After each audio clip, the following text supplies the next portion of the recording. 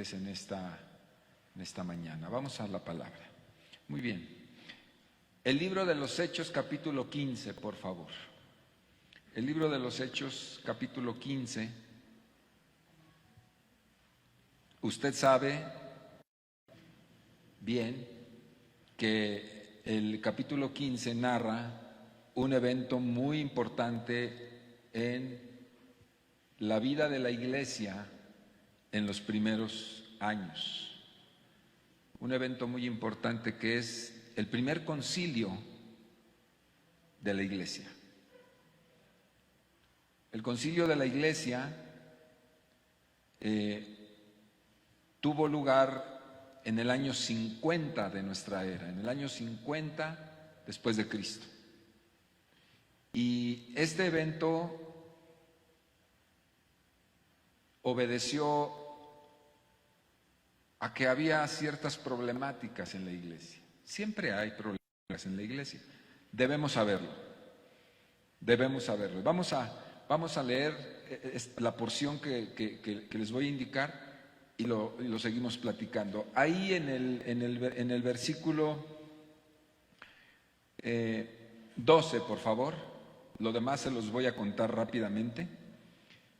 Dice, en el versículo 12 dice: entonces toda la multitud cayó y oyeron a Bernabé y a Pablo que contaban cuán grandes señales y maravillas había hecho Dios por medio de ellos entre los gentiles. Y cuando ellos callaron, Jacobo respondió diciendo: varones, hermanos, oídme. Simón ha contado cómo Dios visitó por primera vez a los gentiles para tomar de ellos pueblo para su nombre. Y con todo esto concuerdan las palabras de los profetas, como está escrito: después de esto volveré y reedificaré el tabernáculo de David, que está caído, y repararé sus ruinas, y lo volveré a levantar, para que el resto de los hombres busque al Señor, y todos los gentiles sobre los cuales es invocado mi nombre, dice el Señor, que hace conocer todo esto desde tiempos antiguos. Ahí la lectura. Quiero contarle un poco lo que está alrededor de esto. Está escrito esto que acabamos de leer en ese contexto del concilio donde había una discriminación muy peligrosa de parte de los judíos convertidos y de unos judíos que fingían estar convertidos pero no lo estaban dentro de la iglesia cristiana de aquellos tiempos. Había rencillas, había problemas ahí muy serios en las iglesias, no en una, sino en varias iglesias estaba prevaleciendo esta problemática. Y de los asuntos en que el necesario concilio trató fue justamente esta problemática y concluyeron que debían respetarse por parte de los judíos a los gentiles, que los judíos hacían menos a los que no eran judíos. Así le llamaban los judíos gentiles, no importa de qué raza, de qué nación, de qué lengua, todo el que no fuera judío era gentil. Y los judíos discriminaban a los que no eran judíos, que se habían convertido a Cristo, y querían imponer el judaísmo en ellos, aparte de la doctrina de la gracia en Cristo. De tal manera que cuando en este concilio, después de mucha discusión, se trata este problema entre ellos, pues concluyen en no molestarlos, en no imponerles el judaísmo a los gentiles. No era necesario. Eso es motivo de todo un estudio. Pero hemos leído en esta parte del versículo 12 donde dice que después de que Bernabé y Pablo cuentan cómo ellos han trabajado entre los gentiles y cómo los gentiles, lo mismo que con los judíos, han tenido experiencias sobrenaturales con el Espíritu Santo. Se han convertido a Cristo y han creído. Y han entrado bajo el amparo del Evangelio de la gracia, y sus vidas han sido transformadas de una manera maravillosa. Lo mismo que los judíos, en el mismo nivel que los judíos.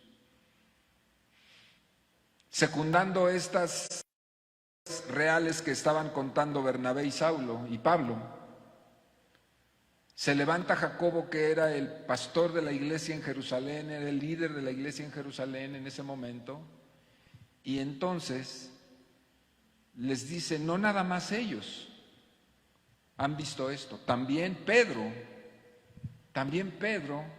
ha sido testigo de cómo la gracia de Dios ha caído sobre los que no son judíos y se han convertido a Cristo.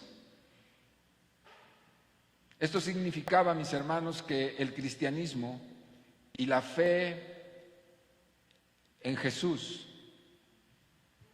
y todo lo que el Evangelio contiene como un mensaje de salvación había sido preparado tanto para los judíos, que lo estaban experimentando de una manera maravillosa. Recuerde usted la lluvia de fuego por el Espíritu Santo en el bautismo del Pentecostés, recuerde eso, ahí había puros judíos. Lo estaban experimentando, pero también había la porción destinada por lo mismo para los gentiles, y la primera vez que se manifestó esto fue justamente con Pedro, en la casa de Cornelio. Ustedes podrán recordar eso en el libro de los Hechos, donde Pedro, siendo judío, se queda con la boca abierta diciendo, estos también están experimentando el Espíritu Santo que ha descendido sobre ellos, y lo mismo que sucedió con los 120 en la casa en Jerusalén, en el aposento alto, sucedió también en la casa de un romano, de un gentil, con toda su familia y amigos que tenía ahí reunidos. La misma experiencia, la misma gracia, porque era un mismo espíritu el que estaba cayendo sobre los unos y sobre los otros, sin distinción de personas. Era algo insólito ante la mentalidad judía.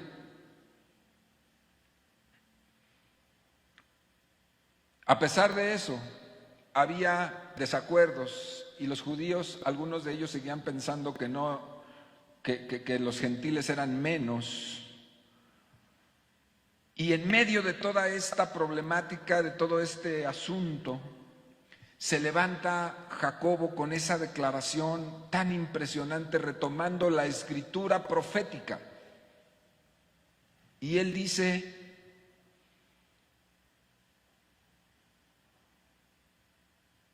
lo voy a retomar desde el 14, Simón, que es Pedro, ¿verdad? También nos ha contado cómo Dios visitó por primera vez a los gentiles para tomar de ellos pueblo para su nombre. Fíjese la declaración que hace ante todo el concilio, todos los reunidos en ese momento. Dice, Dios se hará de los gentiles un pueblo. Y se lo mostró a Pedro, como se lo ha mostrado ahora a Pablo y se lo ha mostrado a Bernabé y a muchos. Somos testigos de eso.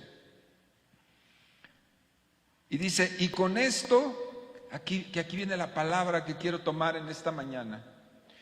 Con esto, con este asunto de que Dios se ha extendido para todos, ya no para un pueblo, sino para todos, dice, concuerdan las palabras de los profetas, como está escrito. Después de esto, volveré y reedificaré el tabernáculo de David que está caído, y repararé sus ruinas y lo volveré a levantar. Quiero hablar acerca de eso en esta mañana. Quiero hablar acerca del tabernáculo de ayer, del tabernáculo de los tiempos de David, del tabernáculo de los tiempos de los Hechos y del tabernáculo de nuestros tiempos. De eso quiero hablar en esta mañana. Quiero hablar de 4 tabernáculos rápidamente. Es un tema amplio, es un tema largo, pero en esta mañana, en 20 minutos, quiero esta enseñanza para concluir en algo glorioso, si Dios me lo permite.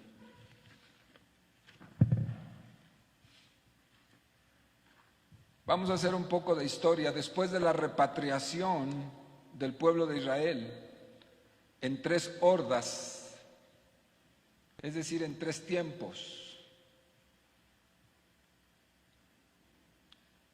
de Babilonia. Si usted no entiende lo que estoy comiendo, que lea la Biblia. Ahí está. El pueblo de Israel había sido llevado cautivo y fue 70 años esclavo en Babilonia, usted recuerda, con Nabucodonosor.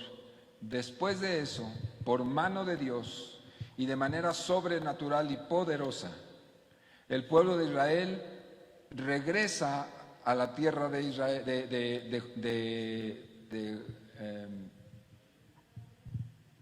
regresa a Jerusalén,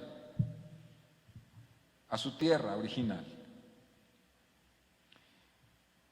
Y esto sucedió en un evento largo, aproximadamente entre 90 y 110 años. Regresaron grupos distintos. Los 3 principales grupos que regresaron fue el retorno de Zorobabel, el retorno de Esdras y el retorno bajo la mano de Nehemías. Les recomiendo esas historias. Cuando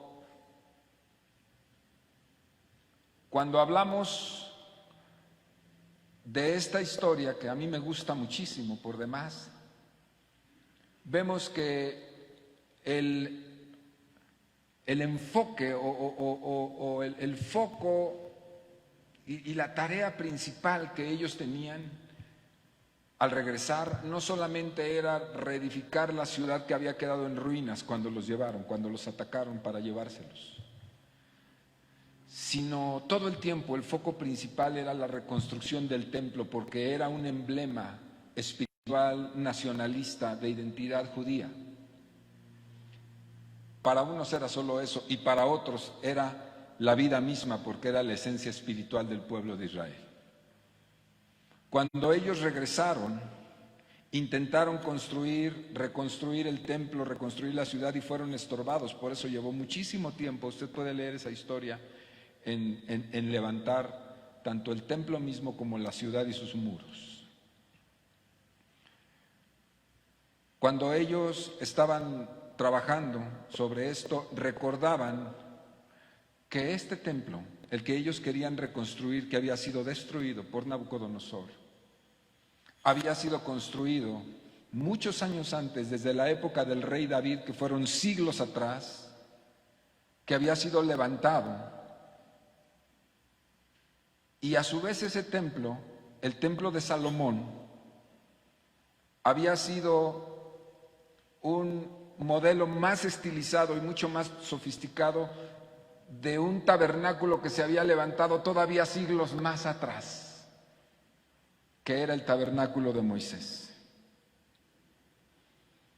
En el desierto, usted recuerda, todo lo que en el Pentateuco se habla acerca de cómo Dios instaura por primera vez la adoración, el sistema de sacrificios, y dentro del tabernáculo era que se llevaba a cabo todos estos eventos importantes del pueblo de Israel. Entonces, retomando cronológicamente, nos vamos hasta el pasado, en el tabernáculo de Moisés, que es levantado y se hace por primera vez con el pueblo de Israel un culto, una reunión cúltica, una ceremonia, una asamblea de Dios de manera formal, ¿verdad? Es ahí donde Dios pactó también por primera vez con el pueblo, Moisés en la presencia de Dios, y Dios como el gran protagonista del primer pacto. Y ahí encontramos el tabernáculo, que era una carpa con postes. Pero dentro del tabernáculo había eventos gloriosos, porque dentro del tabernáculo existía un lugar específico, muy íntimo del tabernáculo, que era el lugar santísimo donde la gloria de Dios, el Shekinah de Dios se encontraba, ¿verdad? El Shekinah o Shekinah, ¿verdad? Es la presencia manifiesta, gloriosa de Dios en un lugar específico de la tierra donde gloriosas cosas pasan cuando Dios se manifiesta en ese lugar. La Shekinah de Dios, decían ellos, que descendía como si fuera una nube y había prodigios, maravillas, cosas gloriosas en ese lugar, en esa carpa, en ese lugar de adoración que Moisés levantó en medio del desierto, en situaciones muy precarias del pueblo, pero era un lugar de honor y un lugar de gloria, ese tabernáculo. Después de mucho tiempo se levanta por mano realmente de David, del rey David, ya en la época de los reyes, se levanta por mano de David, por mano material de su hijo Salomón, pero realmente el que concibió en su mente, porque Dios se lo puso, levantar un templo glorioso en honor a Jehová su Dios, fue David. Yo siempre digo que realmente el autor intelectual, porque así fue, del templo, fue David.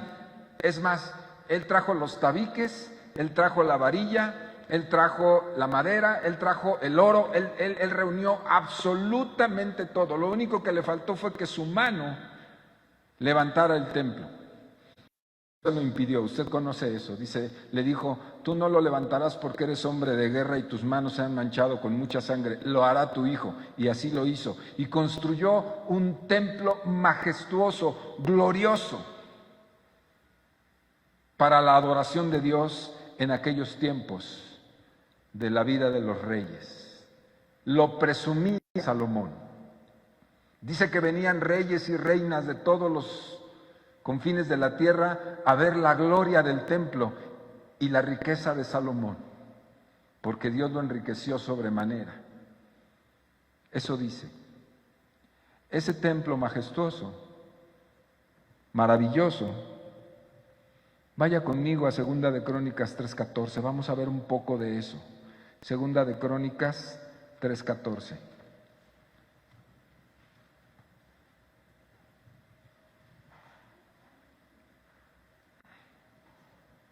Dice,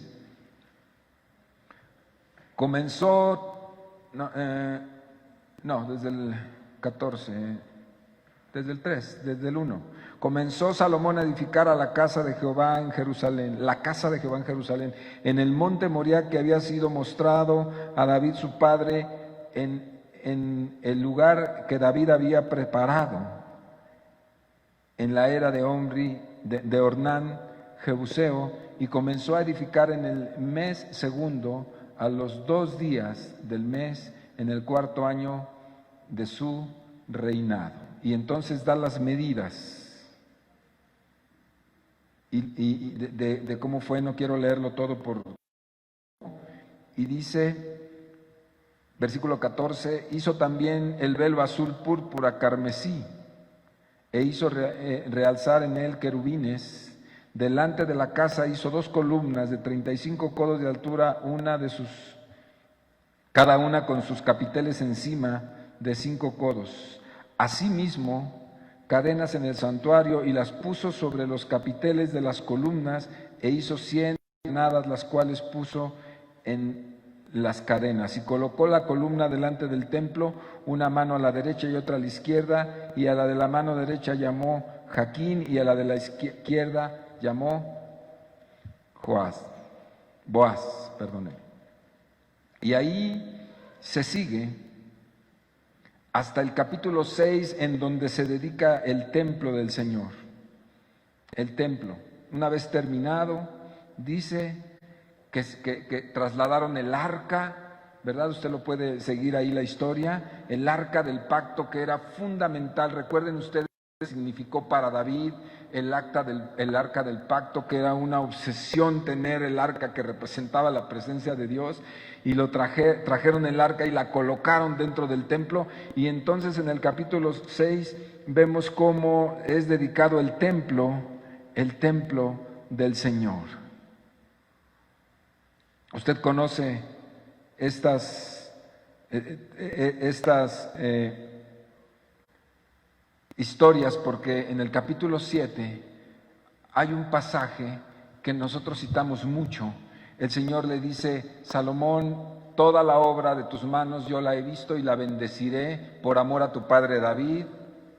Y déjame decirte que yo creo que Dios estaba incluso contento, ¿verdad? Igual que el pueblo, igual que el rey, y le dijo: yo estoy con ustedes.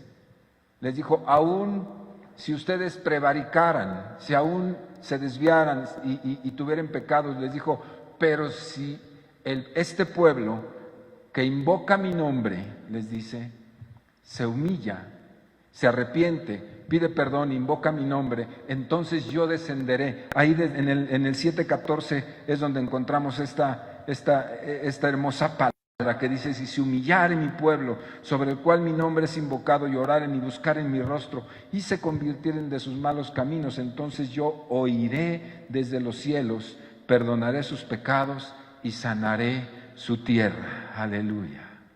En el contexto de la dedicación del templo de Salomón, mostrando Dios lo misericordioso que es, lo glorioso que es y el amor que le tiene siempre a su pueblo en el contexto de la inauguración de un maravilloso templo dedicado a Él. Sabemos todos que Dios no habita en templos hechos de manos, ¿no? Es nada. Si la tierra misma completa, el universo entero no lo puede contener. Pero el templo no es tanto para Dios, el templo es para nosotros, para poder reunir en un lugar de adoración. ¿Se entiende eso, verdad? El templo no es para Dios, no puede serlo, ni física ni espiritualmente. El templo es para que el hombre entre y levante sus manos cuando dice: subiré al monte, ¿verdad? Y alzaré mis manos, un lugar dedicado a la adoración, en un entendimiento muy humano, ¿verdad?, de que Dios necesita ser adorado y de que nosotros necesitamos adorarle. Dios no necesita que le adoren, ¿o sí? Dios no necesita que usted le adore, ni que yo le adore, pero se agrada mucho de que lo hagamos. Pero nosotros sí necesitamos adorarle. Nosotros somos los necesitados y el templo es el lugar correcto. Ya hablaremos un poco más a fondo de esto. No se me asuste, ya sé lo que están pensando. Pero el templo fue consagrado para honra de Dios. Y Dios respondió de esa manera: los mantendré sanos si ustedes viven conmigo. Si la riegan, si pecan, yo los perdonaré si se arrepienten de todo corazón. Porque ustedes son un pueblo llamado a vivir en santidad. Todo eso lo sabía Zorobabel y todos los de su época, Esdras, Nehemías, todos sabían esta maravillosa historia. Por eso les dolía tanto. Por eso cuando fueron conquistados, primero sitiados ya siglos después, sitiados por Nabucodonosor y sus ejércitos, y fueron derribados sus muros y después destruida la ciudad y destruido el templo, este templo que estamos hablando, el templo de Salomón, fue destruido de una manera infame, ¿verdad? Les dolió tanto. Cuando había habido una época de tanto esplendor en aquellos años de los reyes, cuando había sido todo maravilloso y la gloria de Dios había resplandecido en el centro de este templo que construyó Salomón. Hoy venía un rey pagano con ejércitos a destruirlo, y todo eso fue por causa del mismo pueblo que se desvió del corazón de su Dios. Dejaron a Dios, dejaron abierta la puerta. Cuando se deja a Dios, la puerta se queda abierta. No lo olviden nunca. Cuando alguien deja a Dios, si la puerta se queda abierta, el enemigo tiene todo a sus anchas para venir a hacernos añicos, Así le sucedió a Israel. Esa fue la razón. Los profetas Daniel, Jeremías, Amós, todos reconocieron eso. Por haber dejado a Dios, el destruidor vino y nos hizo pedazos.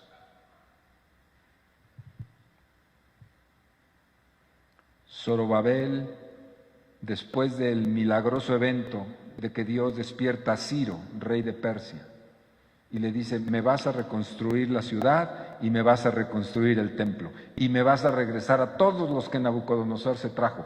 Suéltalos. ¿Recuerdan de aquello? Y entonces la primera repatriación la hace Zorobabel, y Zorobabel comienza a reconstruir el templo por mandato de Jehová, año 70, en el cautiverio babilónico. No, el año 70 fue cuando fue destruido el templo, y otros 70 años, más o menos serían 140 años, fue cuando ellos comenzaron a regresar, y fue terminado en el reinado de Darío, el templo, año 515, mucho tiempo después. Dice que se forró el templo de maderas preciosas, oro abundante. Sus utensilios de plata y oro se recuperaron en buena porción. Los que se habían robado los babilónicos, los de Nabucodonosor, se recuperaron. Y este templo, el de Zorobabel, o el que inició a edificar Zorobabel, tenía las mismas características arquitectónicas del templo de Salomón, con su lugar santísimo, el lugar santo y el atrio. Es decir, levantaron nuevamente al final, después cuando terminó este templo, se terminó, quedó más o menos igual, con las mismas dimensiones que había sido el templo original de Salomón. Tardaron muchísimo. Empezaron alrededor del año 140, poquito después, y terminaron en el 515. Imagínense lo que llevó reconstruir ese templo. Mucho tiempo. ¿Qué fue lo predominante de este templo, el de Zorobabel? El regreso. Después de la repatriación, el pueblo de Israel en su corazón regresó a Dios. Toda la historia, desde los jueces, toda la época y los siglos de los jueces, toda la época y los siglos de los reyes que narra la Biblia, el pueblo de Israel se iba tras dioses ajenos, idolatraba a dioses ajenos, caían en terribles pecados, incluso llegaron a sacrificar cerdos en los altares de Dios. Cuando el cerdo era el animal más abominable delante de los ojos de Dios, cerdos en lugar de corderos. Imagínense hasta dónde llegó la corrupción y la maldad de los hombres, ya lo sabemos. Y Dios los llamaba vez tras vez, los llamaba a través de profetas que eran perseguidos y que los mataban. ¿Se acuerda usted de eso? ¿Se acuerda usted de Jesús cuando se paró en un monte mirando a Jerusalén y dice que hizo un lamento? ¿Lo recuerda? ¿Qué fue lo que dijo Jesús? Jerusalén, Jerusalén, que matas a tus profetas y apedreas a los que te son enviados. ¿Cuántas veces quise juntarte como la gallina junta a sus polluelos debajo de sus alas y no quisiste?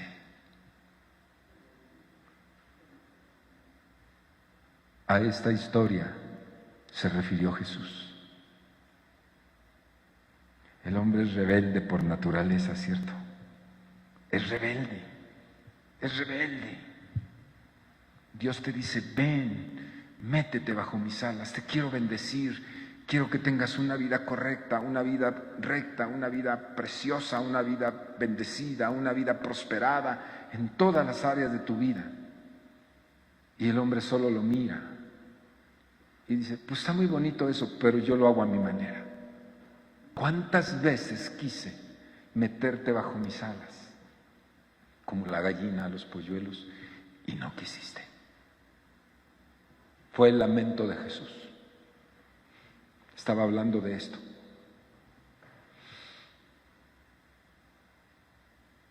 El templo, pues, de Zorobabel, que inició Zorobabel, tenía todas las características del templo de Salomón. Se había recuperado. Luego, después de las guerras, de muchas guerras, fue vuelto a destruir este templo por las guerras. Hay un pasaje en Macabeos, que es un libro apócrifo, en el capítulo 4, 38, 44 y 47. Usted puede leer ese libro de Macabeos, es histórico, muy interesante, donde los macabeos, después de una siguiente guerra que fue destruido el templo, ellos intentan volver a destruirlo. Judas Macabeo intenta volver a construir el templo, pero no lo logró. No fue sino hasta la época de Jesús que el rey Herodes, según Josefo, el escritor, dice que de manera detallada describe y dice: rebasa la belleza anterior del primer templo, hablando acerca del templo que construyó finalmente Herodes, época de Jesús y después. Dice Josefo: rebasa la belleza anterior. Este templo comenzó en el año 20 antes de Cristo y fue terminado en el año 64. Escuchen, en el año 64, bajo Albino, procurador de Jerusalén. Era muy ostentoso y tenía un edificio suplementario que albergaba 48 cámaras. Según Josefo, Herodes colocó sobre el templo un águila de oro. En el año 70, sin embargo, se inauguró en el 64. Se terminó en el 64. En el año 70, César de Roma, el emperador, envía a Tito, general de sus ejércitos, era su hijo, con un ejército poderosísimo, lo envía a Israel. Ubica el momento, Jesús había muerto, estaba efervesciendo la iglesia de Dios, la iglesia primera, la iglesia primitiva, como le llaman, estaba efervesciendo en la dispersión de la predicación. La gloria de Dios se dejaba ver en milagros, maravillas, prodigios. Estaban vivos todos los apóstoles y todos los creyentes, todos los discípulos de Cristo estaban predicando, no solo en Jerusalén, sino en muchos lugares ya fuera de Jerusalén. Estaban predicando. Ya se habían establecido iglesias como la de Antioquía, por ejemplo, que era una iglesia gentil muy importante, muy poderosa en unción. Ubica el momento. En el año 64 se termina el templo y en el año 70 viene Tito con su ejército, sitia la ciudad de Jerusalén. La pregunta es: ¿por qué la sitió? ¿Por qué envió el emperador a un ejército tan poderoso a destruir Jerusalén? Porque todo el tiempo en Israel hubo revueltas. Ustedes recuerdan los celotes, no los elotes. Ya está pensando. Los celotes con Z, como dicen los españoles, ¿no? Los celotes eran miembros, lo que le llamaríamos hoy comunistas, ¿no? Hacían revueltas, hacían movimientos insurreccionales para derrocar el imperio romano que tenía su pie en el cuello de Israel y de muchas otras regiones del mundo. Y debido a esos levantamientos guerrilleros que había por todos lados, un día se cansó César y le dijo: ve y destruye todo lo que hay en esa ciudad, ve y destrúyela, ve, hazla pedazos, no la quiero oír más. Y entonces Tito viene con su ejército, se planta sitiando Jerusalén y en el año 70 destruye todo lo que había. Era tan hermoso el templo de Jerusalén que dicen que el mismo Tito dijo: no lo destruyan, mejor aguántenlo. Pero dice que sus generales o sus lugartenientes incendiaron el templo y destruyeron todo. Más de 80 años tardaron en construir el templo. Casi 90 años. ¿Se acuerdan que Jesús se paró enfrente y le dijeron: ¿qué te parece, Señor? ¿Qué te parece? Y él dijo: destruid este templo y en 3 días lo levantaré. ¿Se acuerdan de ese? De ese estaba hablando. Dice: pero en verdad os digo que de este templo no quedará piedra sobre piedra. ¡Qué profecía! Y así fue. Años 70.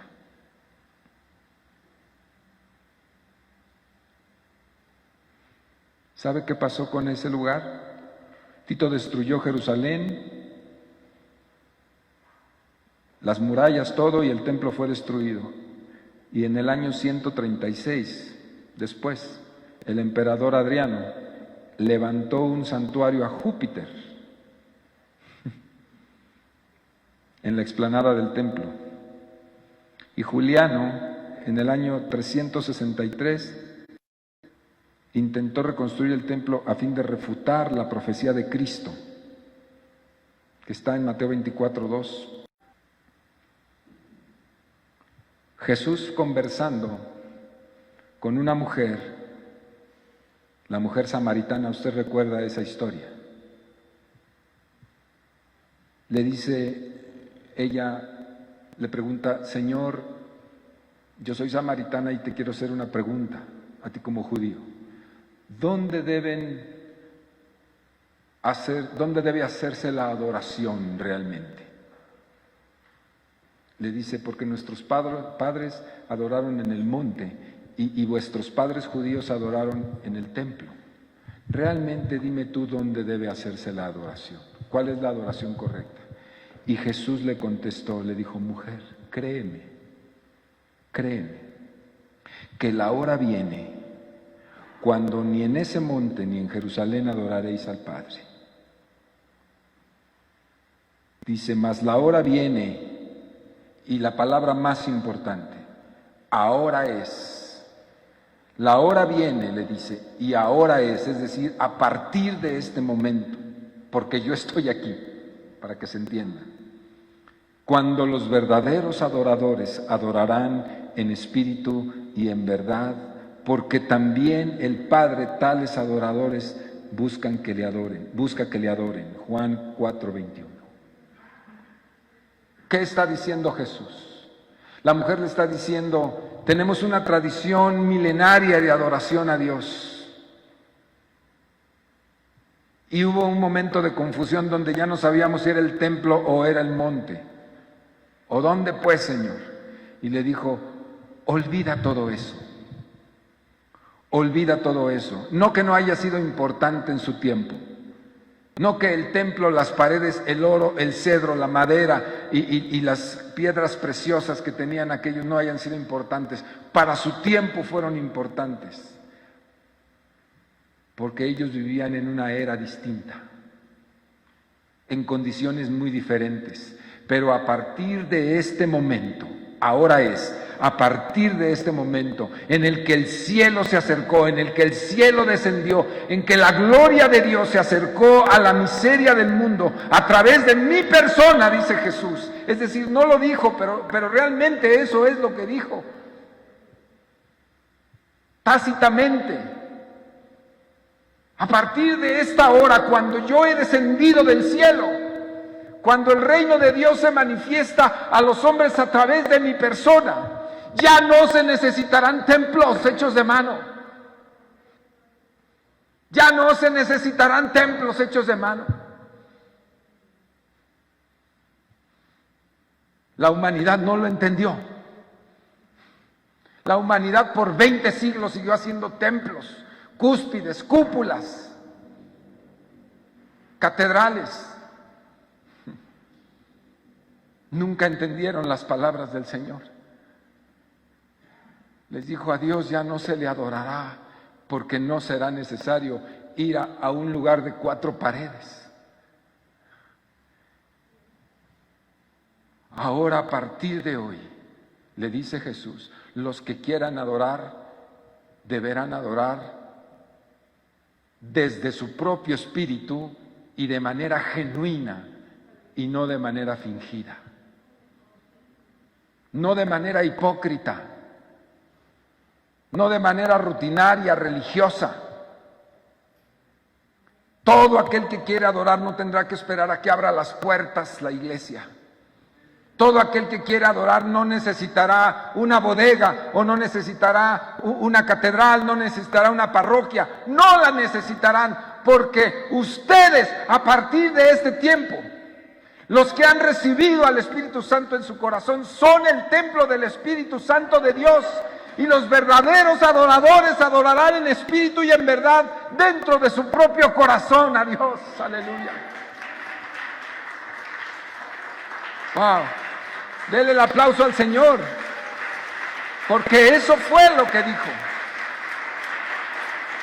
Aleluya. Todo aquel que ha aceptado a Cristo, que se ha convertido a Cristo, que el Espíritu Santo de Dios ha entrado en su corazón. No estoy hablando de la llenura del Espíritu Santo.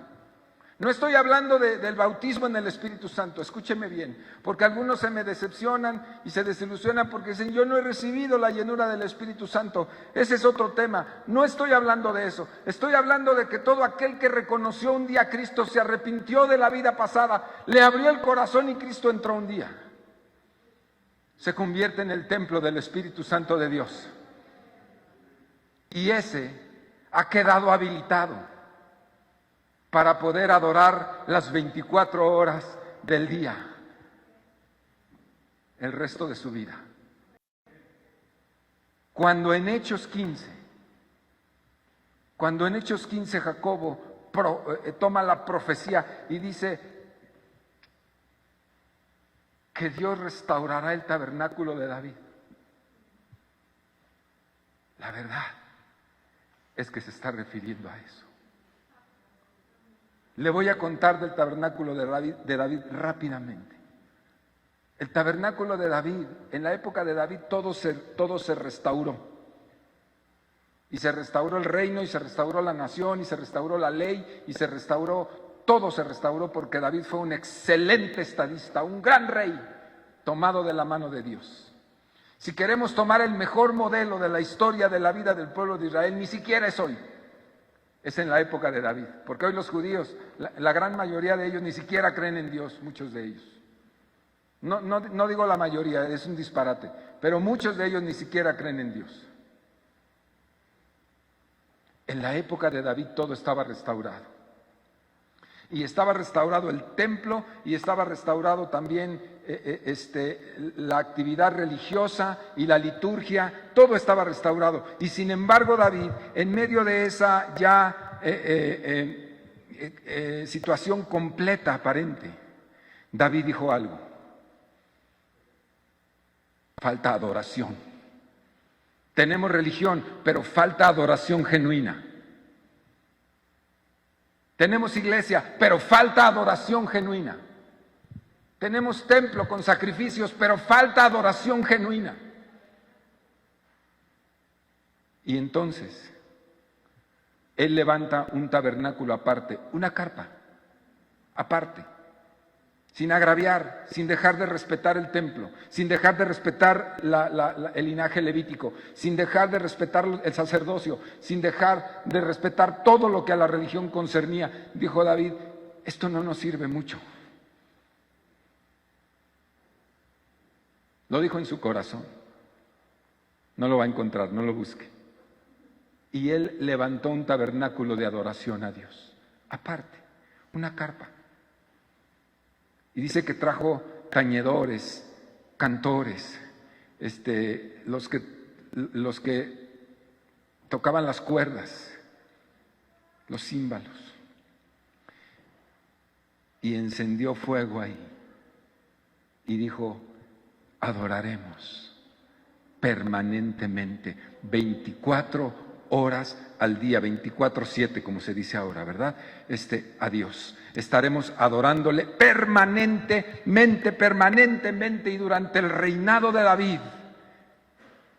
La gloria de Dios no estuvo en el templo, estuvo en el tabernáculo de adoración.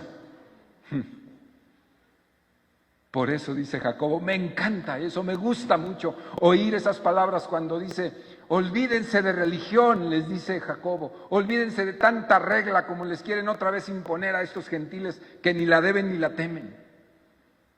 Olvídense de eso. El profeta dijo, el profeta dijo, el profeta dijo, y nosotros creemos a los profetas. En los postreros tiempos restauraré el tabernáculo de David.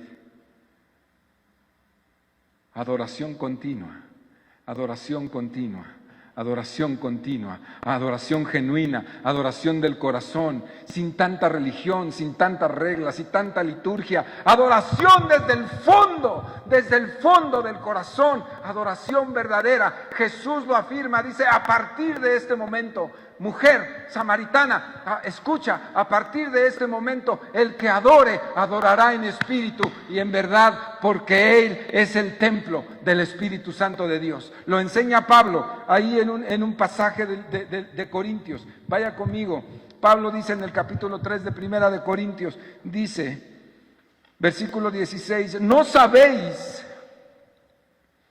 que sois templo de Dios y que el Espíritu de Dios mora en vosotros? Le está diciendo a los creyentes, a los que tenían a Jesús en su corazón, le está diciendo que ustedes no están informados, no les han dicho, no saben que ustedes son el templo del Espíritu Santo de Dios, sus cuerpos,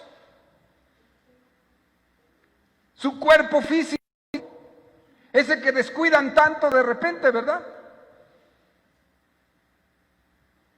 Es el templo del Espíritu Santo de Dios. ¿Sabías eso? ¿Sabías eso, mi hermano?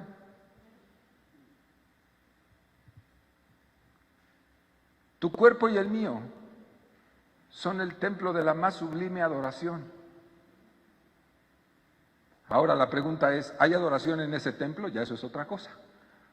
Pero el cuerpo es el lugar de la más sublime adoración diseñado por Jesucristo para estos tiempos. No es en las iglesias, como le llamamos culturalmente, ¿verdad? Las iglesias, los templos, no es ahí. Claro que nos reunimos en adoración aquí porque somos un cuerpo en Cristo, porque somos iglesia, esa es toda una enseñanza también. Sí, somos una comunidad que no debe separarse. Nadie que viva al margen de la comunidad puede sobrevivir, no sanamente. Puede llevársela ahí. Literalmente, retomo la palabra, sobrevivir, pero no tener una vida plena. La vida en comunidad, la vida en comunión, la vida en coinonía es fundamental, así como somos, buenos, malos, gordos, flacos, feos, chafas, excelentes, así como somos el cuerpo de Cristo. Pero nadie de ustedes piense que ese lugar es el único lugar, ni el lugar más excelente de adoración aquí, ¿no? Los muchachos tocan en la mañana aquí y nos llevan a la presencia del Señor en un momento sublime de adoración en los cánticos. Adoración hermosa. Pero la más sublime adoración no es esa. Es hermosa. Pero la más sublime adoración es la que tú le das a Dios desde tu propio templo en el corazón. Fíjate lo que dice más adelante, si tengo razón o no. Dice, si alguno destruyere el templo de Dios, Dios le destruirá a él.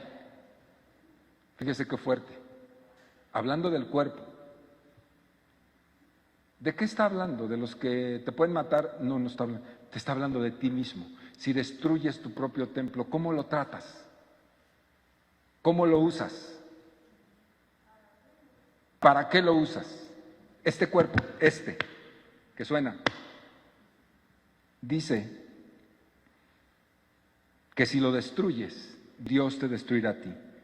Porque el templo de Dios, el cual sois vosotros, ¿qué? Santo es.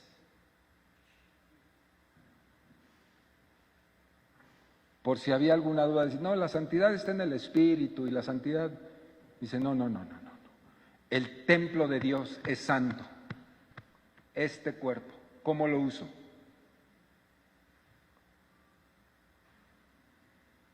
¿Qué uso le doy? ¿Qué le hago? ¿Qué hago con él? Con estas manos. ¿Dónde lo meto? ¿Cuánto como? Ay. ¿Lo pintarrajeo? ¿Lo tatúo? Nomás se lo dejo así, no me voy a meter en ese rollo, pero nomás se lo dejo. Yo soy responsable de este templo. Este templo es el lugar sublime de adoración a Dios. Soy responsable de él. Dios me va a pedir cuentas por este cuerpo.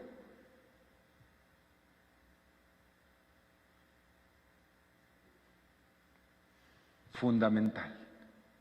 Debes saber, mi hermano, que toda esta historia de templos fue gloriosa en su tiempo, fue maravillosa en su templo, en su tiempo, perdón. Cada cosa en su lugar. Para ese tiempo estuvo bien, dijo Jesús, pero ahora la adoración eres tú. Y la adoración no nada más es que le estés cantando a Dios, no te vayas a confundir. La adoración genuina de Dios, para Dios, no es que le estés cantando cantos de Marcos Witt, válgame Dios. La adoración es lo que tú eres en Cristo Jesús. Un corazón restaurado, un corazón redimido, una persona que con su mente, con sus palabras, está adorando continuamente a Dios, con sus hechos. Esto rompe totalmente la idea de ir a la iglesia y en la iglesia portarnos bien bonitos y en la vida cotidiana hacer lo que a uno le parece. Todas aquellas formas de transgresión, para no repetir, que el hombre hace, denigra su propio cuerpo. Si chismorrea, denigra su cuerpo. Si murmura, denigra su cuerpo. Si adultera, fornica, denigra su cuerpo. Para nada hay adoración, para nada. Una noticia, mi hermano. Usted, cuando se va de aquí, no deja a Dios aquí. Se lo lleva. Por lo menos el templo, sí se lo lleva. Y Dios está esperando que en ese templo se prenda el fuego de la adoración a Él, a través de una vida santa. Póngase de pie.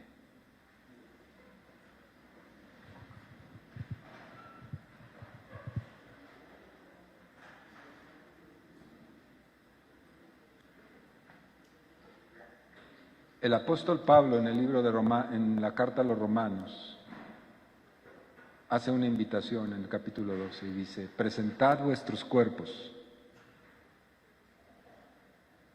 en sacrificio vivo, santo, agradable a Dios, y que ese sea su culto cotidiano. ¿Lo ha leído? No es una sugerencia, es una orden. Presenta tu cuerpo en sacrificio vivo, santo y agradable. ¿Sabe a qué se refiere cuando dice sacrificio vivo? En el Antiguo Testamento el sacrificio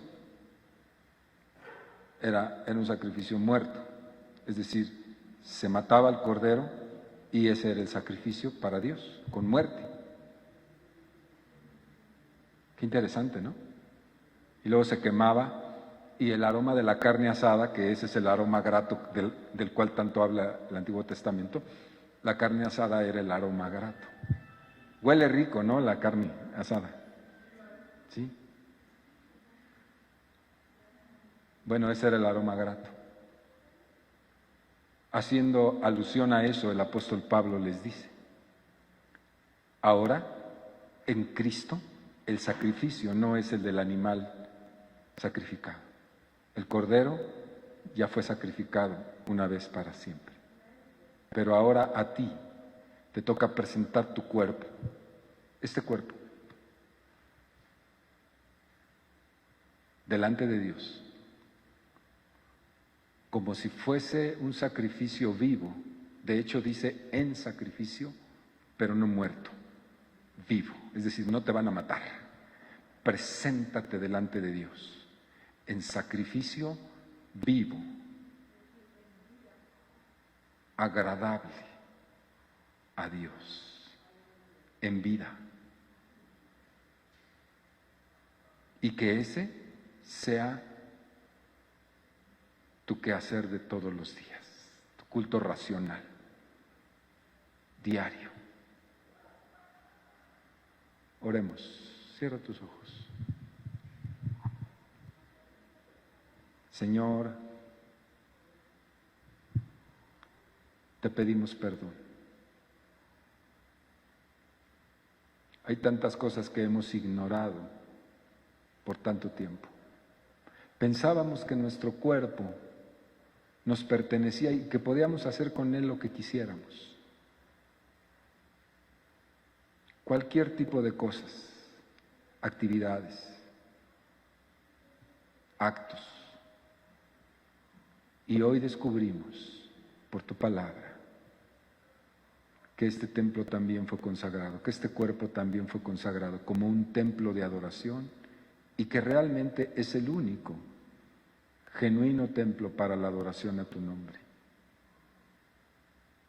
Perdónanos, porque quizá este cuerpo lo habíamos estado ocupando para hacer cosas indebidas, porque no sabíamos que era el templo del Espíritu Santo y que el Espíritu Santo habita dentro de él. No sabíamos, pensábamos que podíamos maltratarlo, denigrarlo, sin ninguna consecuencia. Perdónanos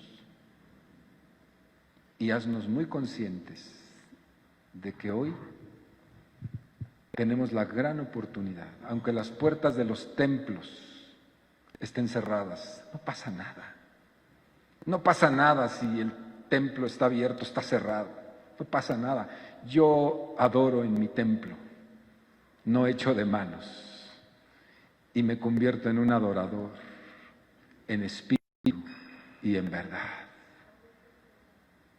Mi templo sí está abierto, mi templo sí está abierto, Señor, y yo te adoro con todo mi corazón.